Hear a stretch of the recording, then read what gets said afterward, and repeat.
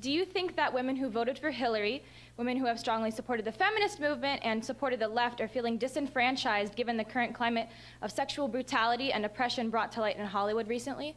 So I think that people have a willingness to blind themselves to facts that they don't want to see. And so what I've seen a lot is people saying, well, the problem of sexual harassment isn't unique to Hollywood and has nothing to do with our culture regarding sex, a leftist culture regarding sex. No, it has to do generally with men, right? It has to do generally with American society. It has to do generally with power relationships. It's funny how everybody is willing to generalize as soon as their ox is gored.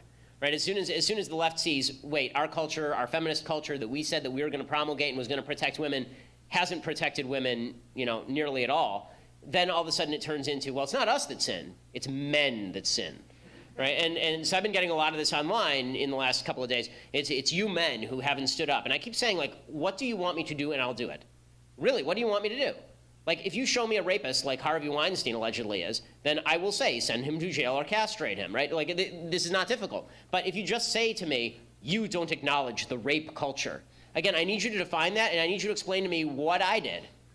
Like, really? Like, I didn't do anything. And I think the vast majority of people in this room didn't do anything. And if they did do something, then maybe people should report it to the police, because that seems to me the best way to root out evil is to actually have law enforcement get involved. So the left is, so the question of what the left is doing about this, do they feel disenfranchised? No, I think they're just going to blame the same people they always blame because we're all in our own little bubbles. Should they feel disenfranchised? 100%. Because in a society that treats sex as transactional, in a society that basically reduces sex to any sort, just a physical transaction that is based solely on consent, it makes it very difficult to explain why it is that the casting couch in Hollywood is bad per se. Right? There's actually, like, feminist theory says that it's bad because of power imbalances, but the sort of libertarian culture of the left suggests that power imbalance doesn't have anything to do with it. If I feel like trading my body for a part in a movie, well, that's my business. And if you say differently, then you're slut-shaming me.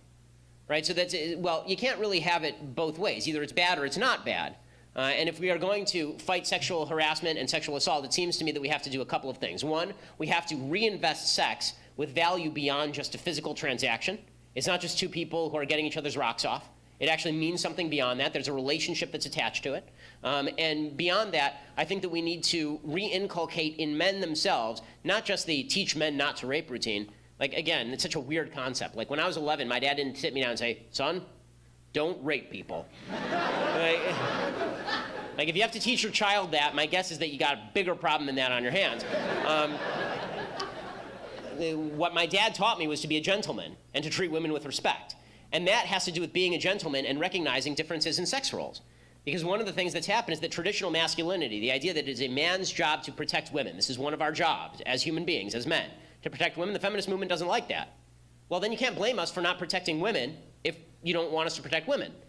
Like, I want to protect women. I think men should protect women. I think one of the reasons God put man on earth is to protect women. Okay, well, then it is incumbent on me to protect women. But if you're telling me that I can't even open a door for a woman because this is somehow an offense to her honor, and that if I say that it's man's job to protect women, that this is somehow reinforcing gender stereotypes, then don't come whining to me when bad stuff happens.